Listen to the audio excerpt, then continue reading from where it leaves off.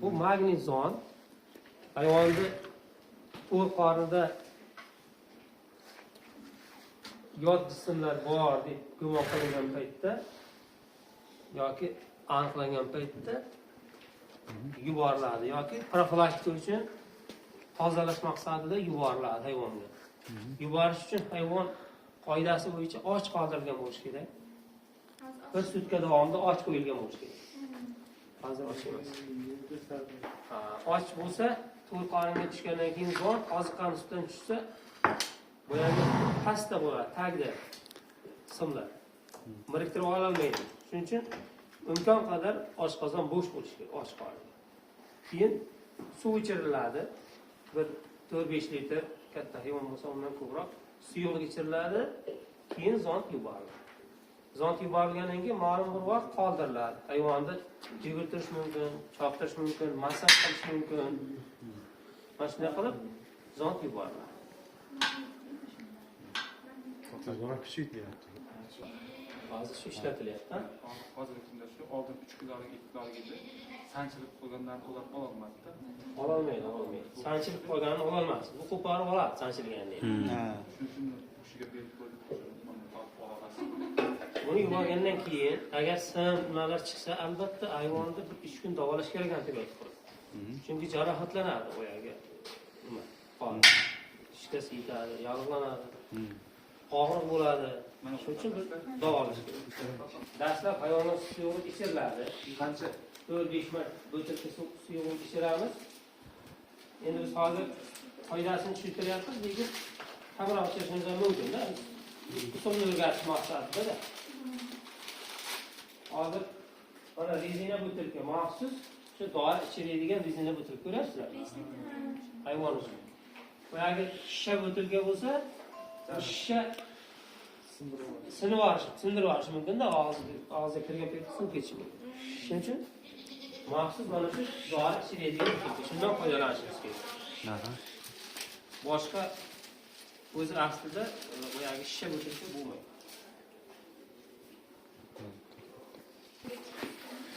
Dori ichirish texnikasi, dori vositalarini ichirish texnikasi qanday bo'ladi qarang. Hayvonni boshi mana shunday erkin turgan holatda qanday bo'lsa, shunday holatda turish kerak. Tumshug'ini ozgina ko'tarib ishlash kerak. Butilkani yonbosh tomonini betish kerak. Buni salgina bo'shatamiz menimcha. Buni ishlasa bo'lmaydi. Mana bunday holatda ishlash kerak. Mana shunday ishlanadi. Hayvonni boshi to'g'ri turishi kerak. Bunda buriladi emas, emas, juda baland ko'tarish mumkin emas. Hayvon yutuna olmaydi. Mana fiksatsiya qilindi hayvon. Mana yon tomonidan butilka tiqiladi. Hozir boshini to'g'rilash kerak. Mana shuvoqni bosish kerak. Mana shunday yutunishlik aktiga qarab kam-kam ichiriladi. Ko'ryapsizmi? Mana shu. Boshini juda ham baland yuqori ko'targanimiz yo'q-a? Oddiy suvmi yo nonmi? Oddiy suv. Dori ichirayotganda ham xuddi shunday ichirasiz. Sal ko'tarish kerak boshini. Ozgina. Dori ichirmoqchi bo'lsangiz ham xuddi shunday ichirasiz.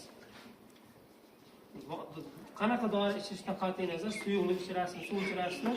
Hayvonda yutalish paydo bo'lsa, darhol qo'yib yuborish kerak erkin holatda.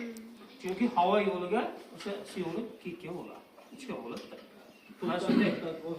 Hozir bu hayvonga 4-5 litr kamida suv ichish kerak. Foydasi bo'yicha, tushunarlimi? Keyin zonni yuborish texnikasini endi ko'rsatamiz. Yana suv solasiz. Og'izni yuvolmaslik uchun, chaynab taylamaslik uchun buni joylashtirishimiz kerak. Fiksatsiya. Zont yuborish texnikasi.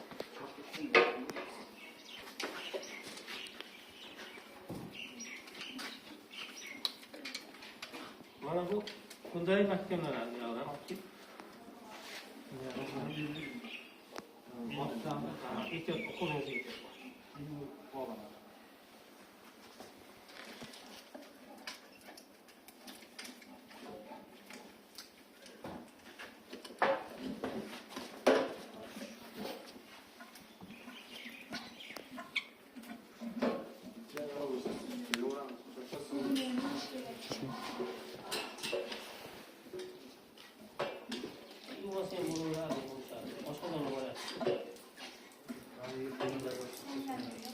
strenli bo'lmasa bo'ladi. Endi qayd qilishga ham ishlatiladi. Qayd qilyapti u. Holatda tursa qaytib bo'ladi. Qayd qilaveradi. Timpaniya bo'lgan paytda hisob qo'yamiz. Bu uzunroqda hayvonga salgina nima. Qayd qilish bo'lyapti. Mana. Qayd qildi, oshqozon suyuqligi chiqdi. Oshqozondagi suyuqlikni mana shuni olib ketish ham mumkin. Sabab och qoldirish sababi anchada. Ana. Sababi ko'zlaringizni mana endi zonti boryapmiz mana.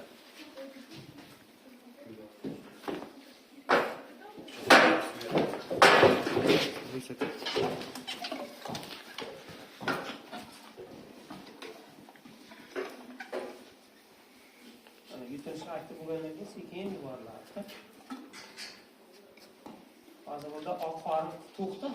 Shuning uchun to'q qoringa salgina keyinroq.